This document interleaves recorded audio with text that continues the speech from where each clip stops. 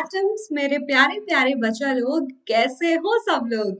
I hope सब बढ़िया है, हेल्थ में एकदम फर्स्ट क्लास एंड रिवीजन जो है तैयारी एकदम बहुत बहुत ही वाली अमेजिंग चल रही है कि ने मैम ना for sodium. Please don't say that, क्योंकि आपको पता है हम लोग आप लोगों के लिए बहुत एफर्ट्स कर रहे हैं। चाहे वो उमंग सीरीज हो, चाहे वो वन शॉट वीडियो हो, चाहे वो सुपर 30 इंपॉर्टेंट क्वेश्चंस हो, चाहे वो चैप्टर के इंपॉर्टेंट क्वेश्चंस हो, 15-20 जितने भी इंपॉर्टेंट क्वेश्चंस बनते हैं। अब हमने ये जो सीरीज शुरू की है, जो टर्म 1 में भी की थी, इस बार हम प्रैक्टिस करें आपके टर्म 2 के सिलेबस का। और आपकी अनुभव मैम आपके सामने है to help you all in practice with me. तो आप एक नोटबुक एंड पेन साथ लेके बैठ जाइए। तो केमिस्ट्री का जितना पोर्शन है टर्म 2 में वो 10 नंबर का आने वाला है। 10 नंबर एकदम हमें सिक्योर करने हैं। तो इसी के लिए आज मैं पेपर नंबर 3 लेके आई हूँ, कुछ इंपॉर्टेंट क्वेश्चंस दोनों चैप्टर से कंपाइल करके, जो हेल्प करेगा with your revision. ठीक है? So are you all ready to have this session with your master teacher Anubha ma'am? Let's get started. Give me a thumbs up, give me a high five and some yellow heart.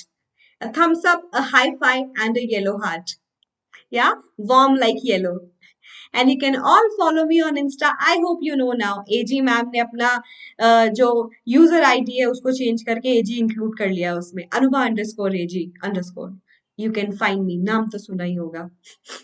You can definitely like this video, क्योंकि ये आपको help करेगा। Like करोगे तो सब लोगों को दिखाई देगा जो यूट्यूब स्पेस पे कुछ सर्च करेंगे इस वीडियो से रिलेटेड, ताकि आपके जितने भी 10th क्लास के बच्चे हैं उनको रिवीजन करने का मौका मिले with these practice paper. Share करना दोस्तों के साथ, ये मत सोचना दोस्तों का भला नहीं करना, बिल्कुल करना है।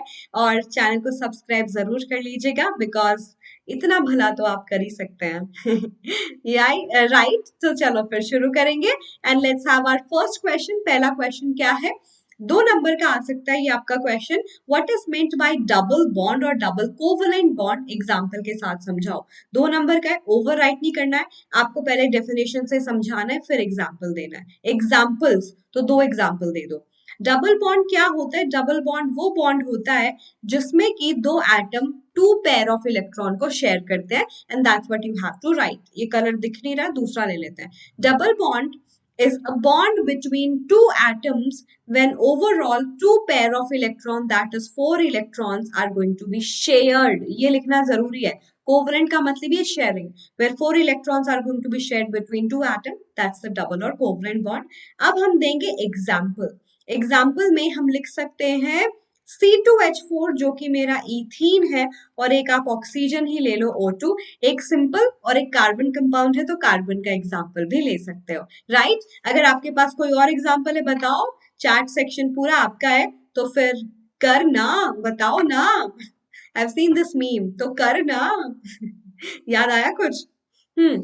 तो करते हैं कैसे हम कोवलेंट बॉन्डिंग को दिखाते हैं। ऑक्सीजन की बात करूं, ये कॉन्फ़िगरेशन है 2 6, 6 वैलेंस इलेक्ट्रॉन है इसके पास। तो हमने लिखा 1 2 3 4 5 6। और क्यों लिखा मैंने 2 इलेक्ट्रॉन बड़ी चालाकी से इस साइड लिखे, क्योंकि 6 को 2 इलेक्ट्रॉन चाहिए शेयर करने को ताकि ऑक्टेट पूरा हो जाए। तो मैंने 2 इसलिए बड़ी ही मतलब चालाकी से एटम के लेफ्ट और इधर राइट साइड में भी लिखे, ताकि बॉन्ड बनाना आसान हो जाए। दोनों ऑक्सीजन के पास 6 इलेक्ट्रॉन थे, हमारा काम खत्म। अब हम बढ़ते हैं स्टेप 2 पे। 6 इलेक्ट्रॉन 2 शेयर किए, ऑक्टेट कंप्लीट। 6 इलेक्ट्रॉन 2 शेयर किए, ऑक्टेट कंप्लीट। दोनों हैप्पी। दोनों ने टोटल कितने इलेक्ट्रॉन शेयर किए, ये देखो। ऑक्टेट कंप्लीट करने के लिए उन्होंने 2 और 2 टोटल 4, यानी कि 2 पेयर ऑफ इलेक्ट्रॉन शेयर किए। Sharing is caring, that's what the covalent bond is. या तो यहाँ पे देखो 2 कार्बन है, 4 हाइड्रोजन को बांट दिया। आपको भी पता है ये फॉर्मूला फॉलो करे CnH2n का, कि हाइड्रोजन कार्बन के मुकाबले में डबल है। तो क्या करेंगे, जब कार्बन के मुकाबले डबल हाइड्रोजन हो वो एल्कीन होता है, मतलब डबल बॉन्ड बनना है। नहीं भी है तो हम प्रूव करके दिखा देते हैं। 4 हाइड्रोजन है, 2 इस कार्बन को दे दो, 2 इसको दे दो। क्यों? कार्बन के पास खुद के कितने वैलेंस इलेक्ट्रॉन थे? 4, क्योंकि ये कार्बन का कॉन्फ़िगरेशन होता है। हाइड्रोजन का कॉन्फ़िगरेशन है 1, उसके पास सिर्फ एक वैलेंस इलेक्ट्रॉन है। तो चलो हाइड्रोजन के एक एक वैलेंस इलेक्ट्रॉन लिख लो, लिख लिया, डन। कार्बन के कितने वैलेंस इलेक्ट्रॉन? 4, 1 2 3 4, 1 इस साइड, 2 इस साइड, 3 4, डन डनाडन। अब क्या करना है, sharing is caring. Hydrogen carbon का इलेक्ट्रॉन शेयर कर रहा है, हाइड्रोजन कार्बन का इलेक्ट्रॉन शेयर कर रहा है, इनका डुप्लेट हो रहा है कंप्लीट, उनका डुप्लेट पूरा हो गया। कार्बन की बात करते हैं, कार्बन इज लाइक रुको जरा, सब्र करो, मैं भी हूं, चार खुद के, ये फिफ्थ, ये सिक्स्थ, सॉरी हाँ, ये मतलब ये आई वोंट से कि मैं प्रोफेशनल हजार्ड्स है, बट अनुभव मैम की जो राइटिंग है वो बड़ी ही खतरनाक है, ड्राइंग स्किल्स तो उससे भी ज्यादा। दो इट हैज इम्प्रूव ना, प्लीज यस बोलो कि पहले से तो इम्प्रूव हुई है मैम।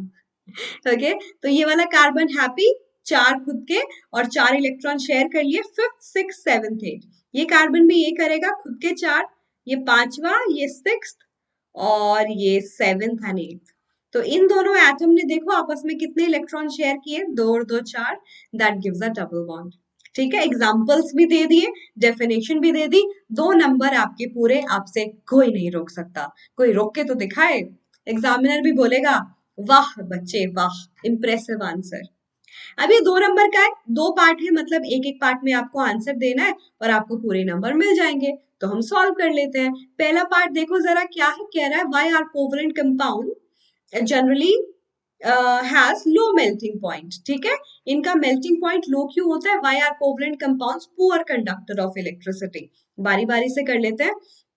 इनका low melting point poor conductor, बारी बारी से बात करें तो लो मेल्टिंग पॉइंट इसलिए होता है, सपोज मैं एक एग्जांपल से समझा देती हूँ कि मेरे पास है ऑक्सीजन मॉलिक्यूल, ठीक है, जिसमें ऑक्सीजन ऑक्सीजन ने अपने अपने इलेक्ट्रॉन शेयर किए, अगर आपको याद हो तो, है ना। तो हम बोलते हैं कि जब भी शेयरिंग होती है तो ये जो बॉन्ड आपस में बनता है ना, ये बहुत स्ट्रांग होता है। Inside the molecule the force of attraction is very high, यानी कि ये जो इंट्रामोलिक्यूलर फोर्स होती है, इंट्रामोलिक्यूलर फोर्स, ये बहुत ही स्ट्रांग है। ठीक है, इंट्रामोलिक्यूलर फोर्स बहुत स्ट्रांग है। लेकिन अब जब आप ऑक्सीजन भी इनहेल करते हो, there is not one oxygen, बहुत सारे ऑक्सीजन होते हैं। सोचो ये दूसरा ऑक्सीजन है और आपस में आप इसके इलेक्ट्रॉन को शेयरिंग करा रहे हो, ठीक है, और इन्होंने बॉन्ड बना लिया। अब आप सोचो इंटरमॉलिक्यूलर जो फोर्स होती है ना, इंटरमॉलिक्यूलर, इंटरमॉलिक्यूलर का मतलब ये डिफरेंट डिफरेंट मॉलिक्यूल के बीच में, इंट्रा इनसाइड, इंटर ये डिफरेंट डिफरेंट मॉलिक्यूल, क्योंकि एक ही मॉलिक्यूल तो एग्जिस्ट ही नहीं करता, there are so many molecules at even at the same time. तो ये जो इंटरमॉलिक्यूलर फोर्स जो होती है ना डिफरेंट डिफरेंट मॉलिक्यूल के बीच में, बहुत ही वीक होती है और इसको आसानी से ओवरकम कर सकते हो by providing a very less amount of heat and energy. तो जिसकी वजह से इनके मेल्टिंग पॉइंट तक पहुंचना, बॉइलिंग पॉइंट तक पहुंचना बहुत आसान है। That's the reason they have low melting या बॉइलिंग पॉइंट। ठीक है, because they have weaker intermolecular force of attraction that can be overcome easily by applying a very less amount of heat and energy. That's it. इतना लिखा, done done. Okay. Second part है covalent compound poor conductor of electricity क्यों है, तो बस ये भी बहुत ही सिंपल है, क्योंकि ये जो कोवलेंट कंपाउंड होते हैं they are made by sharing, इसी में समझा देते हैं। तो ये जो बॉन्ड बनते हैं वो बनते हैं किससे, शेयरिंग ऑफ इलेक्ट्रॉन से। और शेयरिंग से कभी चार्ज नहीं आता, आता है कि नहीं आता, नहीं आता। शेयरिंग ऑफ इलेक्ट्रॉन्स की वजह से कभी भी एटम के ऊपर चार्ज नहीं आता। They are the neutral ones, neutral compounds है। अब अगर न्यूट्रल है, कोई चार्ज नहीं है, और इलेक्ट्रिसिटी के लिए तो फ्री चार्ज पार्टिकल चाहिए, बस नहीं है तो कैसे कंडक्ट करेगा। ठीक है, शेयरिंग से बनता है, कोई चार्ज पार्टिकल नहीं है तो इलेक्ट्रिसिटी भी कंडक्ट नहीं कर सकता, because that's due to flow of free ions. पूरा डेफिनेशन लिखा, दोनों में पूरे नंबर मिल गए आपको, कोई नहीं रोक सकता आपके नंबर, कोई नहीं काट सकता। प्रॉपर इन्फॉर्मेशन देते हो, ओवरराइट नहीं करते, इतना एग्जामिनर चाहता है, क्योंकि उसको ना बहुत सारी नोटबुक चेक करनी होती है, I mean exam sheet in general. अब आप ऐसा आंसर लिखो up to the mark and impressive, है ना, वो बहुत मैटर करता है। Differentiate between saturated and unsaturated hydrocarbons giving one example each. दो नंबर का है, सबसे बेस्ट तरीका है टेबल बना लो। जब भी डिफरेंशिएशन के लिए पूछा जाए ना, इधर लिखो सैचुरेटेड कंपाउंड, सैचुरेटेड हाइड्रोकार्बन्स, और इधर लिखो अनसैचुरेटेड कंपाउंड्स, अनसैचुरेटेड हाइड्रोकार्बन्स। और आपको क्या इंफॉर्मेशन लिखनी है इसके अंदर, saturated compounds are those compound that has single bond between carbon and carbon, means overall they are going to share 2 electrons between each other. ठीक है, saturated hydrocarbon are those hydrocarbons that share 2 electrons between each other and has a single bond. And also called as alkenes. ये second point हो गया कि इनको alkenes के नाम से बुलाया जाता है.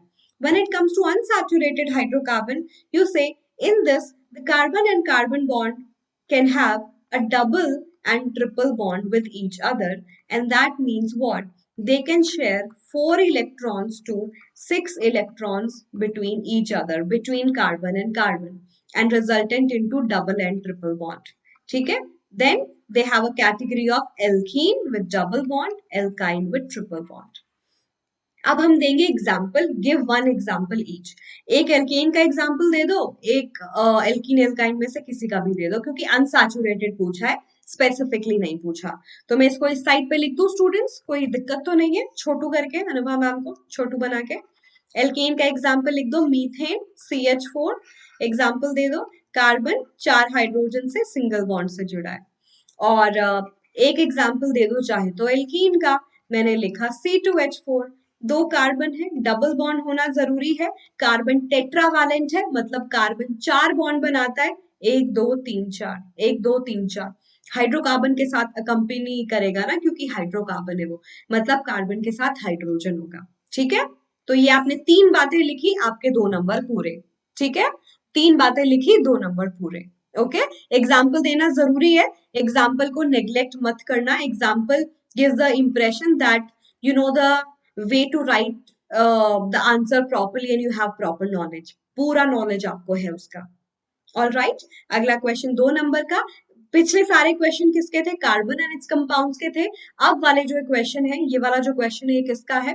पीरियोडिक क्लासिफिकेशन का. ठीक है, the electronic configuration of an element is 284. मान लेते हैं ये X है. ठीक है, इसका कॉन्फ़िगरेशन है 284.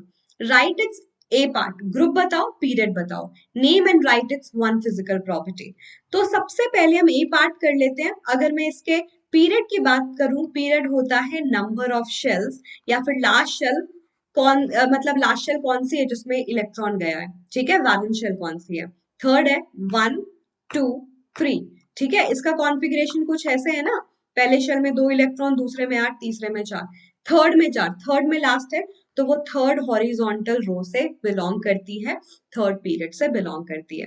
और इसके ग्रुप की बात करें तो ग्रुप बताया था, जब मेरे वैलेंस इलेक्ट्रॉन 2 से ज्यादा हो तो आप क्या करते हो, इसमें 10 ऐड करते हो, 10 + 4 14. ठीक है, 14th ग्रुप से बिलोंग करता है. जिसके 4 वैलेंस इलेक्ट्रॉन है उसका ग्रुप होता है 14th. All right, name and right it's one property. B part, इसका नेम बताऊं 284, यानी कि अगर मैं इसके प्रोटॉन की बात करूं और इलेक्ट्रॉन्स की बात करूं, वो है मेरे 14, और 14 प्रोटॉन एटॉमिक नंबर किसका होता है? सिलिकॉन का. सिलिकॉन, सिलिकॉन की प्रॉपर्टी बताओ. That's a metalloid, mix property of metal and non metal. या that is a little bit brittle like non-metal, and it can conduct electricity when you give enough temperature to it. मतलब room temperature पे it's not conducting electricity, but until if we apply certain situation, कुछ heat वगैरह apply कर दें, कुछ additional impurity डाल दें, तो वो electricity को भी conduct कर सकता है. non lustrous है, मतलब non shiny है. ठीक है, shine इसमें बिल्कुल नहीं है. okay, make sense? चलो फिर अगला क्वेश्चन, अगेन पीरियोडिक टेबल का. What is meant by periodicity of property of elements? Why are the property of elements placed in the same group of the same periodic table? 2 number पूरे answer किए, कोई नहीं ले सकता आपसे. What is meant by periodicity of properties of elements? Periodicity का मतलब पता है क्या आपको? in general, आसान भाषा में बताऊं तो repetition. ठीक है, repetition of property. तो periodicity of property of elements क्या है? That when you write the elements with the increasing atomic number, तो क्या होता है? After a while, the properties of the elements are going to repeat and they'll be placed in a certain vertical column, जिनको group बोला जाता है. As they have a repetition in the physical and chemical property, they follow the periodicity. मतलब वो periodicity को follow करते हैं, उनमें repetition होता है. सिंपल सी बात है. ठीक है, समझ में आया? बैठा दिमाग में? रिपीटिशन होता है उसकी प्रॉपर्टी में, ठीक है। एलिमेंट्स को अरेंज करो इंक्रीजिंग एटॉमिक नंबर पे, उनकी केमिकल प्रॉपर्टी रिपीट होने वाली होती है एक डेफिनेट इंटरवल के बाद, वही पीरियोडिसिटी है, right. Why are the property, इसका जो नेक्स्ट पार्ट है, आपने इतना आंसर लिखा, एक लाइन छोड़ दो, ठीक है। एग्जामिनर को समझ आ जाएगा पहला पॉइंट का उसने आंसर दे दिया, एक लाइन छोड़ो।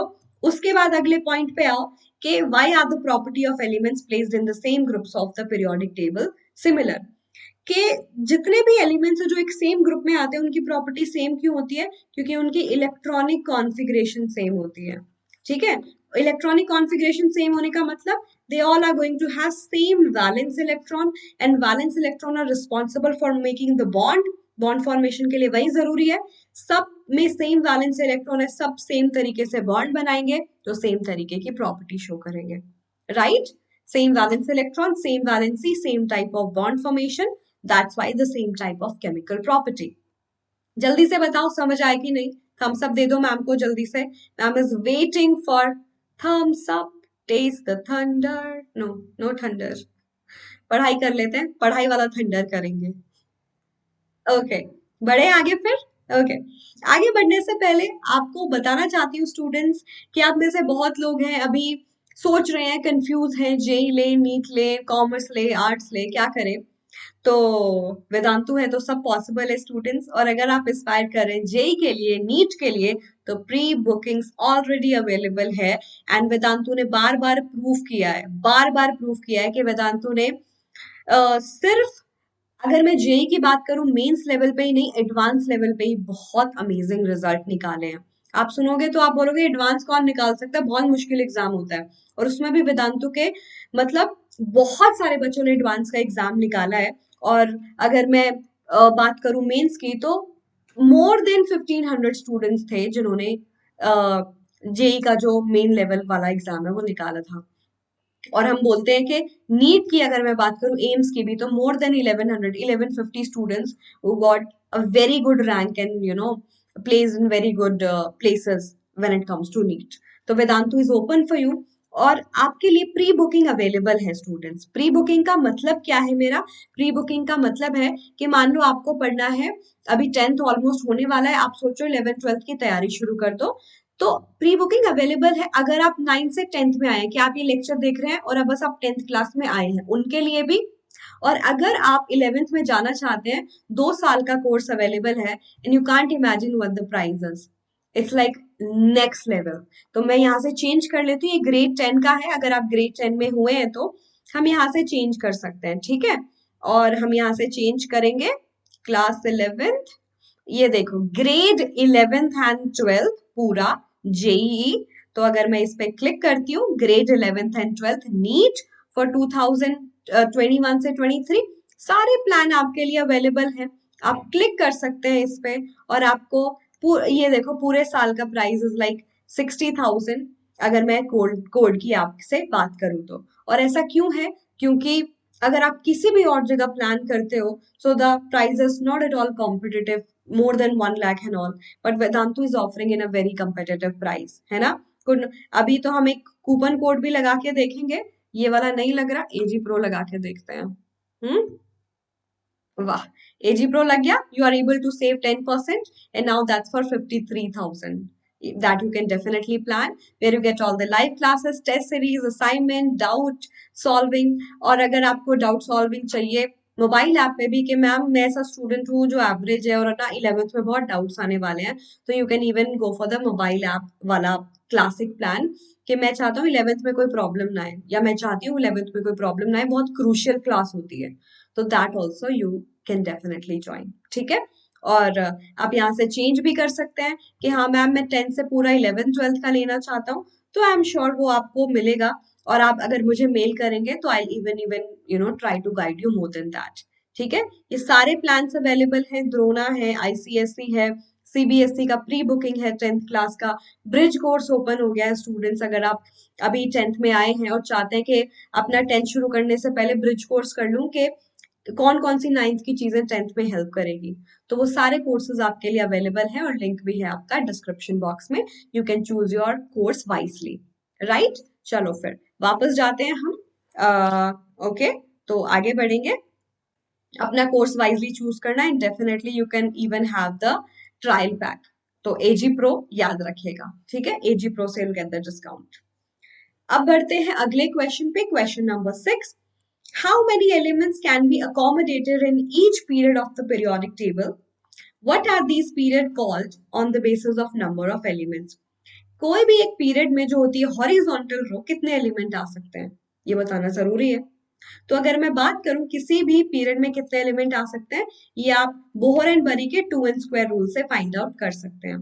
n is the number of orbit, के पहले ऑर्बिट में 2 इलेक्ट्रॉन आ सकते हैं, पहला पहले शेल में, और फर्स्ट इलेक्ट्रॉन दूसरा फर्स्ट शेल में सेकंड इलेक्ट्रॉन, क्योंकि इतनी कैपेसिटी होती है। तो फर्स्ट पीरियड में आ गया। सेकंड पीरियड में इसी तरीके से कितने इलेक्ट्रॉन आ जाएंगे, 8, मतलब पहला 1 वैलेंस इलेक्ट्रॉन, सेकंड पीरियड में फिर दूसरा वैलेंस इलेक्ट्रॉन, तीसरा, और 8 एलिमेंट आ सकते हैं। ये सेकंड पीरियड में है। थर्ड में 18 आ सकते हैं, बट 8 क्यों आते हैं, क्योंकि थर्ड में वो जो 10 एक्स्ट्रा इलेक्ट्रॉन है वो डिवाइड हो जाते हैं डी ऑर्बिटल के अंदर, जो डी ऑर्बिटल आता है जिसकी एनर्जी कंपैरेटिवली ज्यादा होती है फोर्थ पीरियड से। तो वो वाली जो डिटेल टेक्निकलिटी है ना, वो आप 11th में क्लियरली पढ़ लोगे, अभी के लिए कॉम्प्लेक्स नहीं करते हैं, ठीक है। तो 2n² रूल के हिसाब से हम हर एक पीरियड के एलिमेंट निकाल सकते हैं। What are these period called as? First वाला जो पीरियड है सबसे छोटा पीरियड है, क्यों, क्योंकि उसमें सिर्फ 2 ही एलिमेंट आते हैं। तो हम इनको पता है किस नाम से बुलाते हैं, फर्स्ट पीरियड को बुलाएंगे शॉर्ट पीरियड। थर्ड, सेकंड और थर्ड में 8 होते हैं एलिमेंट, उनको बुलाएंगे क्या, ये हो गया शॉर्टेस्ट, ये वाला हो गया एकदम शॉर्ट, शॉर्टेस्ट, ये हो जाएंगे शॉर्ट पीरियड। उसके बाद जो नेक्स्ट दोनों आते हैं उसमें 18 होते हैं, मैं यहाँ पे लिख देती हूँ, फर्स्ट सेकंड थर्ड हो गया। फोर्थ और फिफ्थ में कितने कितने आते हैं, 18 और 18 एलिमेंट्स, इनको हम बोलेंगे लॉन्ग पीरियड। सिक्स में आएंगे 32, इसको बोलेंगे longest largest period, longest period, ठीक है। और जो सेवेंथ है वो इनकम्प्लीट है, रेडियो एक्टिव एलिमेंट, उसको हम ज्यादा वैसे ही नहीं पढ़ते, ठीक है। तो ये हम what are these period called on the basis of number of elements, I told you that's what we called, right. Something very different, but sometime they ask, और हमें प्रिपेयर्ड रहना चाहिए, है ना। चलो अगला क्वेश्चन करते हैं। Consider 3 elements which are sodium, chlorine and argon and answer the following. Discuss their metallic and non-metallic character. Discuss the acid-base character. तो मैं सबसे पहले इनकी कॉन्फ़िगरेशन लिख लेती हूँ, फिर मैं क्या करती हूँ, इनके क्या लिख लेती हूँ, एटॉमिक नंबर, जो चार्ज ऑन द न्यूक्लियस बताने में भी हेल्प करेगा कि न्यूक्लियस में कितने एटम पड़े हैं, ठीक है। +17 +18, ओके 288 है ये। किसका था, metallic and non metallic character. आपको पता है इसके लास्ट शेल में 1 ही इलेक्ट्रॉन है, ये डेफिनेटली मेटल है, मेटल के लास्ट शेल में 1, 2 या 3 वैलेंस इलेक्ट्रॉन होते हैं, कोई डिनाइल नहीं है। उसके अलावा और क्या है, lower the nuclear charge, lower is the tendency to attract the electron. जिनमें न्यूक्लियर चार्ज कम है, यहाँ देखो सबसे कम है, तो वो इतना अच्छे से अट्रैक्ट नहीं कर रहा लास्ट इलेक्ट्रॉन को। Electron are free to lose and tendency to lose the electron, more and more tendency to lose the electron, more and more metallic character. So this is metal and it has high metallic character. और high metallic character क्यों है, because last shell में 1 ही electron है और सबसे कम positive charge है इस period में, थर्ड पीरियड के मेंबर है ना सारे के सारे, हाईली मेटालिक। इसकी बात करूं नॉन मेटल, इसकी बात करूं नॉन मेटल, नॉन मेटल के लास्ट शेल में 5, 6, 7, 8 वैलेंस इलेक्ट्रॉन होते हैं। Again more the nuclear charge, more is the tendency to pull the electron. तो नॉन मेटालिक कैरेक्टर होता है tendency to accept the electron. So more the positive charge, more is the tendency to attract the upcoming electron, that means more is the non metallic character. ये दोनों के दोनों non metal है, ठीक है। ये अट्रैक्ट इलेक्ट्रॉन की tendency इसके पास ऑलमोस्ट नेग्लिजिबल है, मैं फिर भी इसको नॉन मेटल क्यों बोलती हूँ, क्योंकि इसकी जितनी भी फिजिकल प्रॉपर्टी है वो नॉन मेटल से मैच करती है, मैचेस विद नॉन मेटल, ठीक है। नॉन मेटल से उसकी प्रॉपर्टी मैच करती है कि चलो इलेक्ट्रॉन गेन नहीं कर रहा, but physical property like low melting boiling point और लो डेंसिटी, तो ये जितनी भी प्रॉपर्टी है वो सब नॉन मेटल से मैच करती है, ठीक है। Discuss the acid base character of their oxide. तो चलो ये भी कर लेते हैं, ये इसका सेकंड पार्ट हो गया, तो इसके पूरे आपको 2 नंबर मिल जाएंगे। तो अगर मैं इसकी बात बताऊं आपको, तो आप इसमें क्या लिखोगे students, it's a metal, metal का ऑक्साइड होता है बेसिक, तो इसका एसिड बेस कैरेक्टर ये है बेसिक ऑक्साइड। क्लोरीन का ऑक्साइड हो जाएगा एसिडिक, नॉन मेटल का जो ऑक्साइड होता है वो एसिडिक होता है, ठीक है। लेकिन अगर मैं बात करूं argon, that's a noble gas, and noble gas कभी भी रिएक्ट नहीं करते, तो इसका कोई ऑक्साइड बनेगा ही नहीं, ठीक है। तो जिसका acid base character, sodium basic oxide, chlorine acidic oxide बनाएगा, आर्गन कोई ऑक्साइड नहीं बनाएगा। सिंपल है, 2 नंबर मिल गए, ठीक है। अब जाएंगे इसके बी पार्ट पे। बी पार्ट में करने के लिए मैं खुद को छोटू बना लेती हूँ, because I can write the response here then. The element with atomic number 14 is hard and form acidic oxide and a covalent halide. To which of the category does the element belong? Atomic number 14 है, 14 atomic number का मतलब configuration हो गई 284। ज्यादा सोचना ही नहीं है। क्यों ज्यादा नहीं सोचना? क्योंकि 4 वैलेंस इलेक्ट्रॉन वाले भी नॉन मेटल होते हैं, 4 5 6 7 8। 8 वाले बस रिएक्ट नहीं करते, इतना सा डिफरेंस है नॉन मेटल। मुझे पता नहीं चल रहा तो भी प्रॉपर्टी देख लो कि वो एसिडिक ऑक्साइड बना रहा है, और आपको पता है कि नॉन मेटल एसिडिक ऑक्साइड बनाते हैं। दो जनरली ये जो सिलिकॉन है और इसका नेचर हम मेटलॉइड वाला मानते हैं, बट अगर मैं एक साइड पे देखूं कौन सी प्रॉपर्टी ज्यादा फॉलो होती है, वो नॉन मेटल की होती है, ठीक है। दो it's more of like nature, अगर मैं बात करूं तो नॉन मेटल वाला है। एंड अ कोवलेंट हैलाइड, और कोवलेंट हैलाइड मतलब हेलोजन के साथ कंपाउंड, और अगर कोवलेंट बॉन्ड बना रहे हैं मतलब नॉन मेटल है, ठीक है। तो ये प्रूव कर रहा है to which the category does the element belong, non metal का category. Make sense everyone? Make sense to you? और नहीं कि मैं हवा हवा में बात कर रही हूँ, ऐसा तो नहीं है ना, होना तो नहीं चाहिए। ये वाला क्वेश्चन बड़ा ही अमेजिंग है, और ये कार्बन कंपाउंड का क्वेश्चन है। Define the term isomers. Draw two possible isomer of the compound with molecular formula C3H6O and write their name and electron dot structure. खतरनाक क्वेश्चन, 3 नंबर में आएगा ये।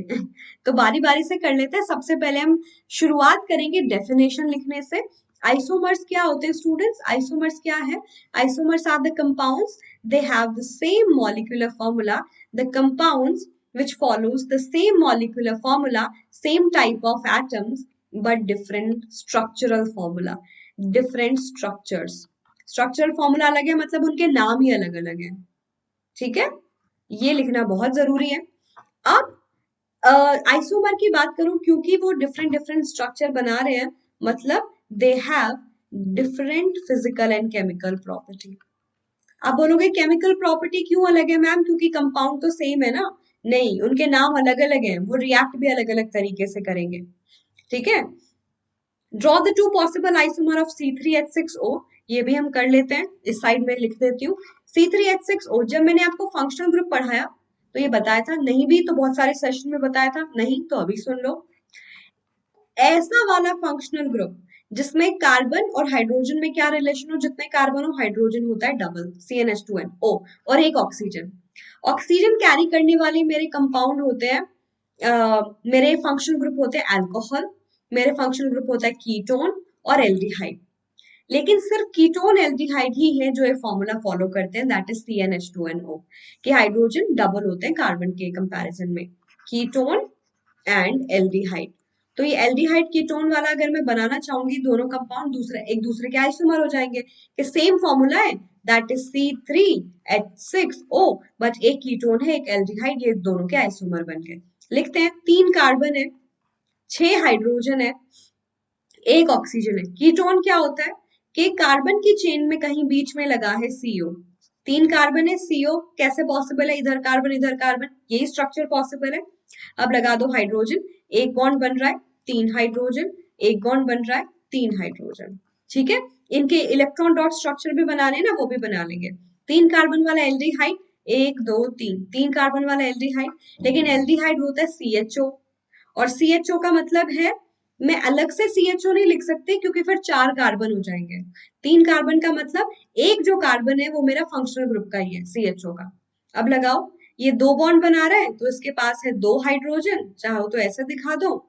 ये एक बॉन्ड बना रहा है, 3 हाइड्रोजन, क्योंकि कार्बन हमेशा 4 बॉन्ड बनाता है। आप CHO को भी ओपन फॉर्म में लिखना चाहो, ओपन स्ट्रक्चर, तो वो भी हम लिख लेते हैं for your you know clear, I mean clarity of concept. तो ऑक्सीजन हमेशा 2 बॉन्ड बनाता है, हाइड्रोजन एक। अब देखो कार्बन कितने बॉन्ड बना रहे हैं, 4। ये मेरा एल्डिहाइड, ये मेरा कीटोन, 3 कार्बन के लिए प्रॉप, कार्बन कार्बन के बीच में सिंगल बॉन्ड इन, और कीटोन है तो it will and with own, है ना। 3 कार्बन के लिए प्रॉप, सिंगल बॉन्ड के लिए इन, क्योंकि एल्डिहाइड है, एल्डिहाइड एंड्स विद अल, ठीक है, प्रोपेनल।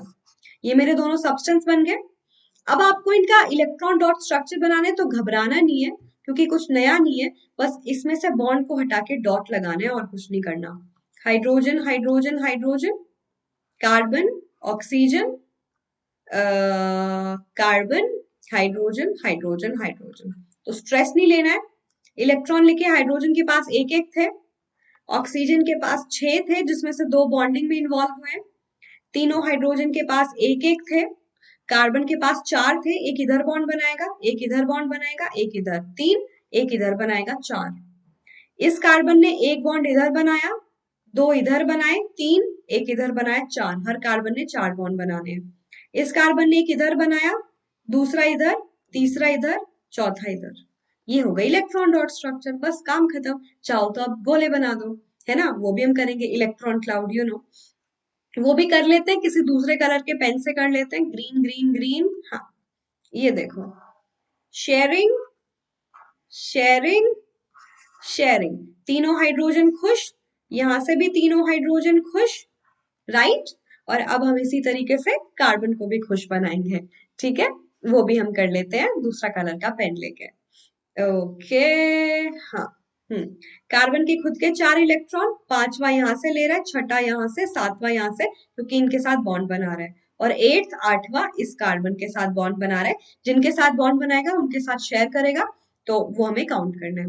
ये वाला कार्बन खुद के 4 थे, 2 इससे ले रहा है, 6, एक इससे, 7, जितने बॉन्ड बनाने उतने इलेक्ट्रॉन शेयर करेगा, 8, ठीक है। ये वाला कार्बन खुद के 4, फिर ये 5, ये 6, ये 7, और ये हो गया 8वां, ठीक है, ये इधर जो बॉन्ड फॉर्मेशन में, बस बन गया। सेम तरीके से एल्डिहाइड के लिए बना लो, इसमें कोई मुश्किल बात तो नहीं है कि है, ऐसा कुछ डराने वाली बात तो नहीं है ना। ये देखो, मैं आपको दिखाती भी हूँ, ये लो, ये यहाँ पे भी प्रोपेनॉल का बना है, सेम करना है, कुछ और एक्स्ट्रा नहीं है, बस बॉन्ड को, बॉन्ड को हटा के डॉट लगा देने हैं, और ये देखो, जिस जिसके साथ भी शेयरिंग कर रहा है उसके साथ ही वो गोला बनाना है, जितने इलेक्ट्रॉन शेयर उतने बॉन्ड बनाए हैं, राइट। तो कोई ऐसी मुश्किल बात तो नहीं होनी चाहिए, यस और नो में बता दो, प्रैक्टिस करना बहुत जरूरी है, और ये क्वेश्चन इंपॉर्टेंट भी था, और मुझे अब सैम्पल पेपर देख के लगा, तो आई डोंट थिंक आपको मिस करना चाहिए, है ना, तो प्लीज मिस मत करना। एंड आई नीड टू से कि 10 नंबर में आएंगे कितने, 2 क्वेश्चन आएंगे, ऑनेस्टली स्पीकिंग, पहले चैप्टर से, दूसरे चैप्टर से, एक 2 नंबर का, एक 3 का, एक 2 का, 3 का, that's what I am expecting. तो इसी तरीके से और भी प्रैक्टिस पेपर जितना पॉसिबल होगा कर सकेंगे।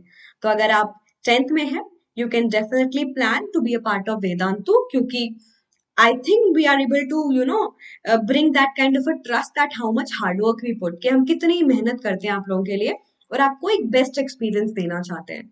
तो अगर ऐसा है, यू बिलीव इन अस, अगर आप 10th क्लास में हुए हैं अभी, उसकी भी अर्ली बुकिंग शुरू हो गई है, ब्रिज कोर्स शुरू हो गए हैं जो फ्री में मिलेंगे।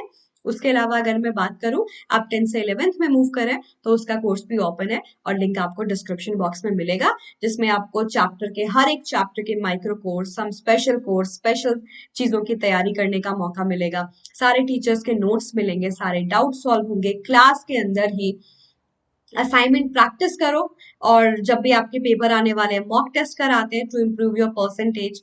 And the best part is, आप वीआईपी का हिस्सा बन सकते हैं, which is Vedantu's improvement promise, कि अगर आप पूरा साल हिस्सा स्टार्टिंग में ही बन जाते हैं पूरा साल, और अगर आप में इम्प्रूवमेंट नहीं दिखता जबकि आप सारे टेस्ट कंप्लीट कर रहे हैं, 75% एटलीस्ट, और अटेंडेंस भी आपकी इतनी मिनिमम है, तो हमने पूरा स्ट्रक्चर ऐसा डिजाइन किया है कि इम्प्रूवमेंट तो होगा, क्यों नहीं होगा, ठीक है।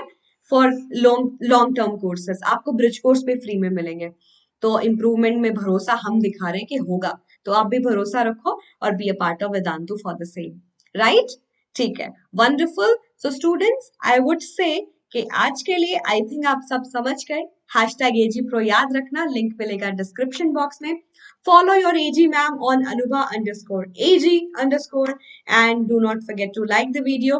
देखते हैं वीडियो के आखिर तक 600 लाइक्स हम कवर कर पाते हैं कि नहीं। I do believe in you, है ना एटम्स। आप हर लक्ष्य को प्राप्त कर सकते हो, है ना? ठीक है, अगली बार मिलेंगे। शेयर कर देना, सब्सक्राइब कर लेना। हस्ता लविस्ता my atoms and all the best, do well, Tata.